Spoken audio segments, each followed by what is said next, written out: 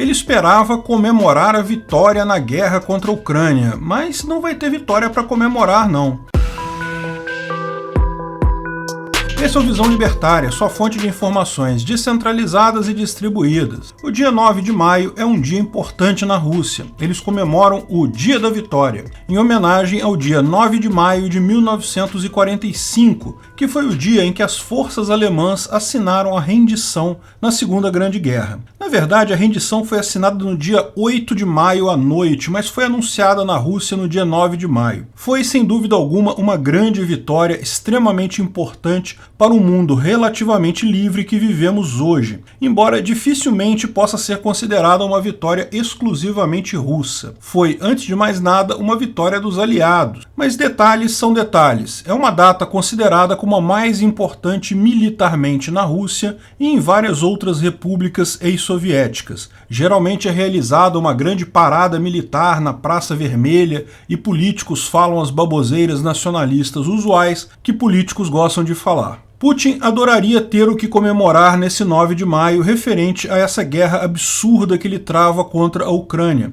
Até porque ele sabe que a economia da Rússia não dura mais muito tempo, devido às sanções. A própria capacidade de sua força militar vai ser limitada daqui para frente. Ele precisa acabar com essa guerra em algum momento logo, mas quer acabar como um vencedor. Isso coloca Putin numa situação delicada. Ele não quer admitir a derrota na guerra, mas não pode se dar ao luxo de destruir o seu exército inteiro e a economia da Rússia inteira nesse esforço. A coisa não vai bem na Ucrânia, ele precisa tomar uma decisão sobre o que fazer nesta guerra e muito se especula que ele vai tomar essa decisão ou vai comunicar essa decisão no discurso do dia 9 de maio. Mas o que ele poderia fazer? Quais são as opções de Putin neste momento? Bem, a primeira opção seria ele declarar a derrota, planejar uma saída da Ucrânia negociada, talvez mantendo os territórios de 2014 ou alguma coisa assim. Outra opção, que muitos consideram a mais provável, é que ele vai decretar guerra contra a Ucrânia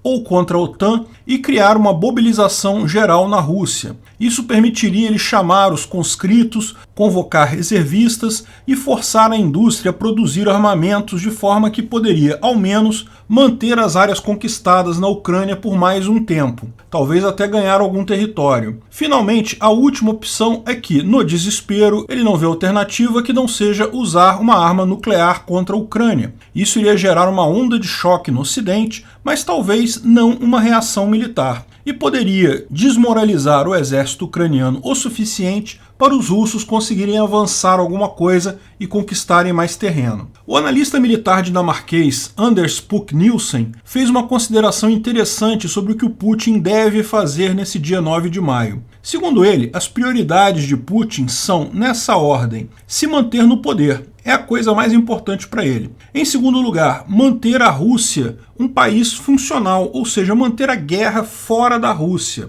E por último, ganhar na Ucrânia. Putin, como todo ditador, está muito mais preocupado consigo mesmo do que com o país no final das contas. Mas sabendo serem essas as prioridades do Putin, como as possíveis ações que ele pode tomar agora se encaixam? Veja, na primeira opção, ele pode admitir a derrota. Certamente impediria o objetivo 3, ele não vai mais ganhar na Ucrânia, ele certamente perdeu. Mas essa, lembra, é a última das preocupações dele na lista. Porém, apesar dele perder esse último objetivo, ele atingiria os outros dois. Ele manteria a Rússia fora da guerra, poderia até negociar algo com referência às sanções, e quanto ao objetivo principal, se manter no poder. Bem, certamente ele sairia balançado, mas pode vender essa derrota como uma vitória. Ele já fez isso na fase 1 da Operação Especial. Ele falou que a grande fuga dos militares russos, a debandada deles do norte do país, tinha sido porque concluíram com sucesso a fase 1,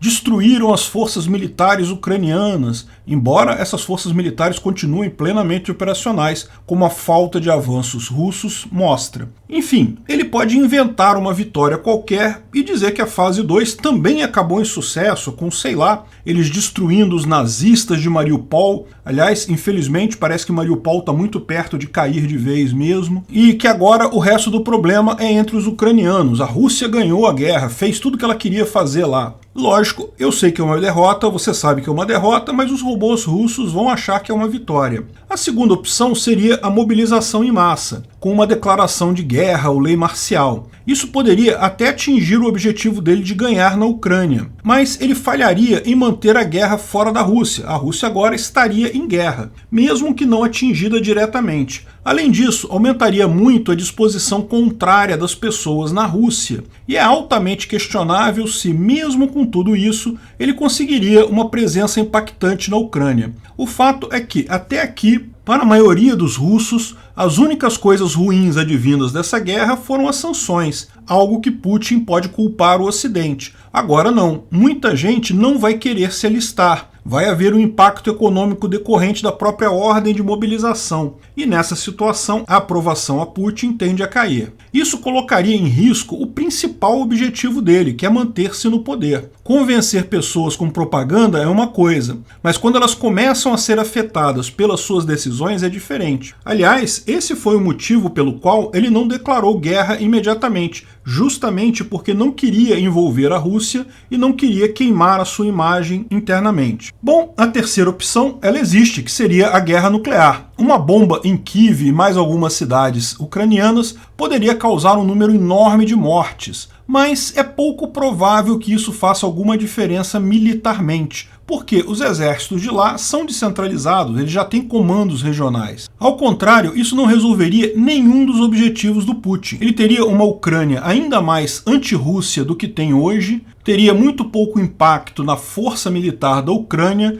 e também iria piorar a situação interna, com mais sanções e retaliações do exterior. Mesmo que, por hipótese, o Ocidente não reaja diretamente militarmente contra a Rússia. Tal ação teria o condão de isolar ainda mais a Rússia no palco mundial e comprometeria ainda mais a economia do país. Mesmo países que hoje são aliados da Rússia dificilmente teriam motivos para continuar assim nessa situação. No final, essa opção não resolve nenhum dos problemas do Putin. E bom, vendo esse quadro de decisão, a lógica seria Putin simplesmente desistir da guerra. Ele poderia vender a ideia de que tomou Mariupol, então matou os nazistas, entre aspas, da Ucrânia, protegeu o povo russo das regiões separatistas e agora o resto é com eles lá na Ucrânia. Ele também diminuiu a capacidade do exército ucraniano, evitando que tomassem o Donbás. Seria claramente uma derrota, mas ele pode vender isso, que na verdade era isso que ele queria desde o primeiro minuto. Ele nunca quis de fato invadir outro país, só queria assegurar a proteção dos russos na região de Donbás e etc. Isso já funcionou com a retirada de Kiev, por que não funcionaria agora? De fato, do ponto de vista lógico, essa é a decisão que Putin deve tomar. Porém, existe sempre o risco dele não tomar a decisão lógica. De fato, a própria invasão da Ucrânia não foi uma decisão lógica, num primeiro momento, a ponto que ninguém esperava que ele tomasse tal decisão. Mas faz todo sentido quando se considera a prioridade do Putin, que é se manter no poder.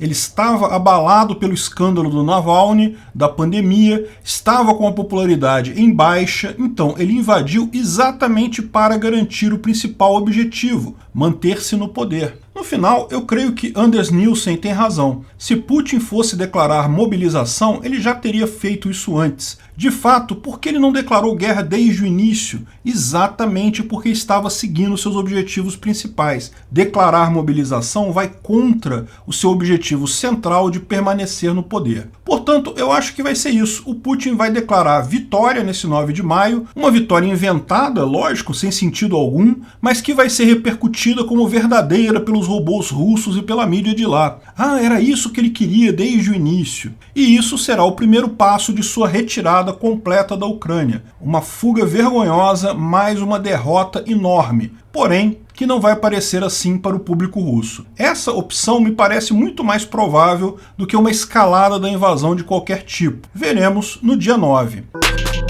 Obrigado pela audiência. Esse vídeo foi um oferecimento de armataweb.com, cloud e serviços de data center. 100% de compromisso com a satisfação e privacidade dos clientes. Aceitamos Bitcoin. Veja o link na descrição do vídeo. Se você gostou desse vídeo, clique no like e compartilhe ele em suas redes sociais. Se inscreva no canal para nos ajudar, clicando no botão vermelho abaixo. Se quiser ser avisado de novos vídeos, clique no sininho ao lado. Se você quiser comprar camisas e outros itens do Visão Libertária, veja nossos itens no site Pimenta no Café, pimentanocafé.com.br/Visão Libertária, tudo junto sem acento, ou clique no link da descrição. Até a próxima!